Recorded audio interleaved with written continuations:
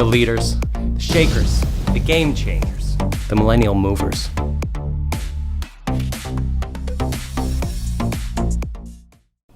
the Red Bull in there. Red balls give you wings. It's the only way I survive. I can see what you mean about the hair. I'm just gonna talk like this. It's like, hey, what's up, guys? That's still in the frame. That's still in the frame. But then no. Hey everyone, it's Patty with Millennial Movers. Just wanted to let you know that since our interview with DJJO, he's released a brand new hit called Shy featuring Fangs under the name Karate Cactus. You should go check it out on Spotify. It's awesome. It's lit. Now here's the rest of our interview. Well, hi. I'm DJJO or JO, whatever you want to do. It's my initials, so you can figure it out if you want. So like, what do you do and how did it start? How it started, I mean, if we go way back into my past, like when I was in university in South Africa, I was like the only one that really knew how to find music online because like I was on Napster and Email and LimeWire and all this stuff, and I just used to fill up an MP3 player with all these remixes that no one had.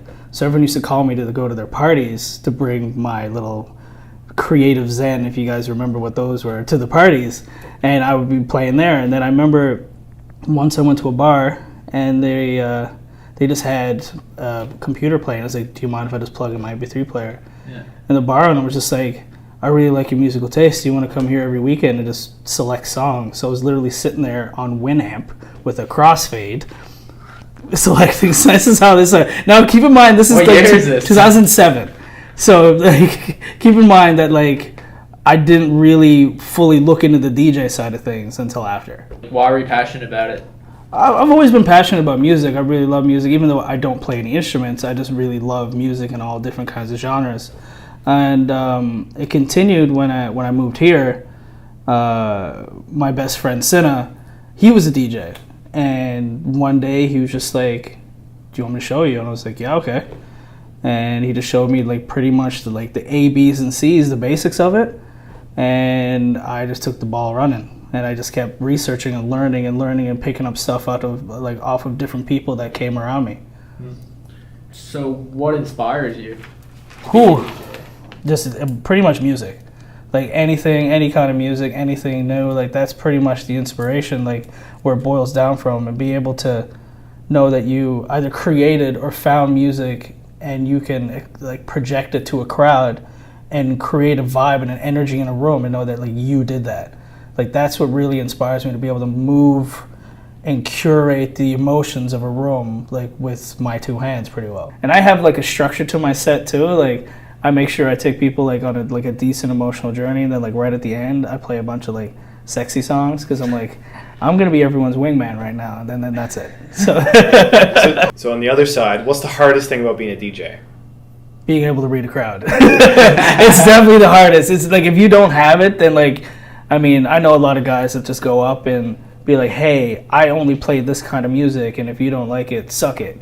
You know what I mean? And like, sometimes at the end of the day, the main reason why like you make music and you play music is not like really for yourself, it's for everyone else. Because why would you be selfish? Like if you want to DJ for only what you want to DJ, stay home and DJ for yourself. Yeah, like before you kind of started in 2007, like did you see it anywhere? Did you feel it anywhere that you're like, man, that's sick, like I gotta do that, I love it, I gotta keep listening to that? It's actually really funny is that when I realized that I needed to step my game up because Winamp wasn't going to cut it, I asked my dad.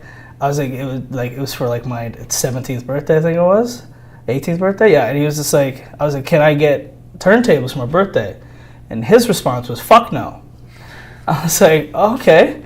He's like, no, you got to be an engineer. Your grandfather's an engineer. I'm an engineer. Your older brother's an engineer. You got to be an engineer. So then at 2007, that dream kind of just like fizzled.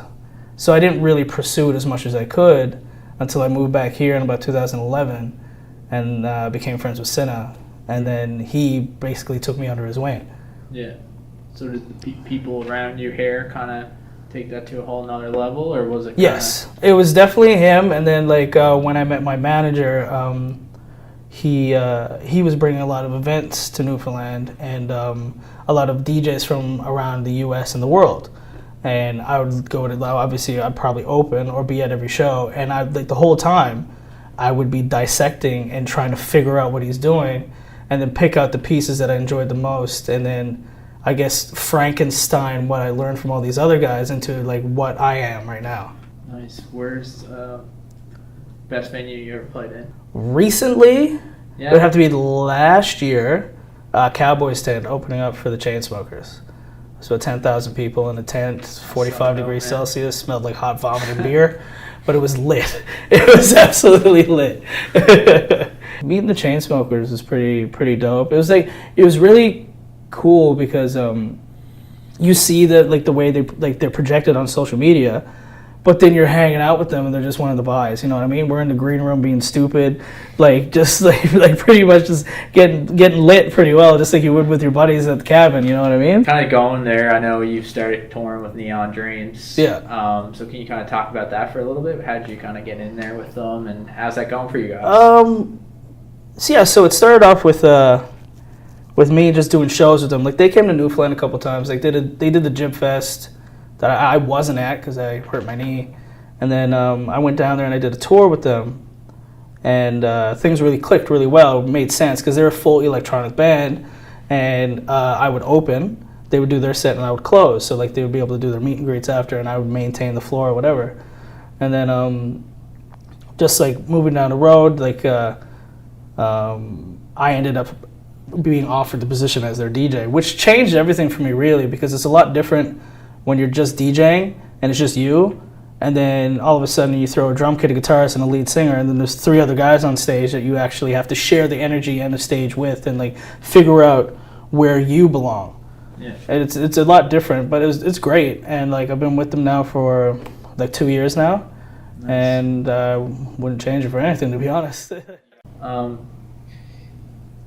Has anyone ever told you you'd fail? And well, you kind of answered that question. I have it here. Yeah. You already hit that. I know, one I already already. hit that. Well, first of all, my dad was just like, "What are you doing?" And it's actually funny. Like my dad didn't think that this was going to be a thing because he didn't like DJing was like not like that was the weird guy at the bar when he was going to university that just like didn't like he just DJ'd, that's it, and didn't go anywhere. But actually, he came to one of my first shows a couple of years ago, and he's like, okay, like, now I get why you're doing this. And then actually, this weekend, he was at my birthday at Club One, and he pulled me aside, and he was just like, it's like, never thought I'd say this, but I'm really proud of how you've managed to turn this into something like it is now. And I was just like, sick, that's a great birthday present. But like, long story short, a lot of people told me I was going to fail because it's just, I mean, they don't see beyond like me standing there, I guess, pushing buttons. They don't see that there's other things involved that like it can grow and and develop into. Yeah. It's no longer just being a DJ. It's being a full package, like the full personality, the full like just providing all aspects of revenue, which is all possible.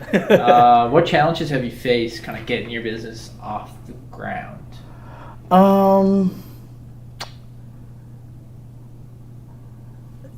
It's hard. It's hard to say that because like I guess the biggest challenge is that for me is expanding. Like I managed to do very well here on the island thanks to like the radio show on Oz FM and working on George Street for 5 years. I have the ability to like go out to like Clarenville, Marystown, and like Gander, and still get a decent crowd to come out and see me because they tune into the show. But as soon as you step off the island, it was hard because it was all word of mouth. It's like, hey, trust me, like I'm a good DJ, like let me play, you know what I mean? Yeah. And that's because like they're just like, oh, we got like 5 or 6 of you that we already booked, so like why are you any different? Yeah. So having to prove yourself in these new markets and new cities, win over crowds that you've never ever like played for before is like probably the biggest So challenge. like for a kid who wants to DJ, but maybe doesn't know what goes into it, what does it take? Like what does it really take to be a good DJ, to be a successful DJ, I should say? Really just like to fall in love with what you're doing, fall in love with the music. Like you shouldn't want to become a DJ because you want to make money, you want to meet girls, you want to party all the time. Those are all bonuses to like actually being able to master, because it's an art form. It's a craft. Like it's been one of the I think it's the 5 elements of hip hop. You know what I mean? Like it's without the DJ, there was no MC. You know what I mean? So like for anyone starting out, like thanks to YouTube, for example, there's tutorials everywhere on how to learn from the basics to advanced techniques, and then just like find an idol and like study them, and if you have an opportunity to go see them, even better. I'm gonna say personally, and I don't know who else, I know that you interviewed Brandon and a couple other people, but what helped me in my success the most was branching out of the island and bringing what I learned back to help grow the culture here. I guess if I had to give any advice to anyone watching this, like, don't be afraid to leave. Just never forget where you came from.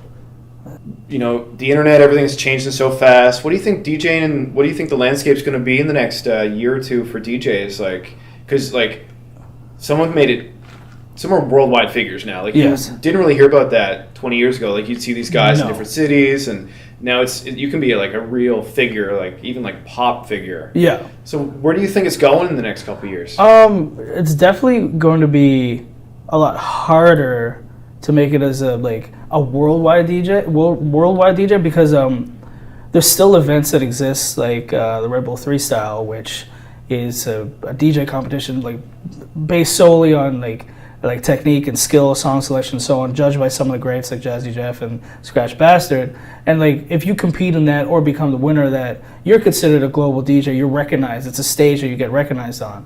Then there's the other side of things, where producers and people that are making the music that artists are singing on, their way of making income is touring as that DJ. So for example, Marshmello does a song with Selena Gomez. He tours as Marshmello and plays that song that he made with Selena Gomez. And that's like, right now, those are like pretty much the 2 avenues if you want to branch out of like just like your local hub. And like it's either learn music production or become an amazing technical DJ and like compete. And is there any aspirations you have on either one of those trajectories? Where do you see yourself? I mean, I can't say anything yet, but I'm leaning heavily towards the production side of things. I might have some projects coming out in the next year. Basically, that's to help take my career to the next level. Nice. Well, that'll give us a nice excuse to follow up when that does happen. Yes. When stuff comes together. Yeah. Well, last thing is just where can people find you online? Yeah. Google me. No, don't Google me. It's all my socials are DJJO 709, like on everything. I don't know how I managed to get it on every platform, but I did. No one tried to steal it from me.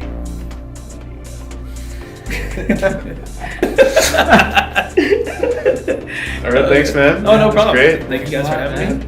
Anything you want to say to the viewers here? Stay frosty, San Francisco. That's a wrap. And we're out.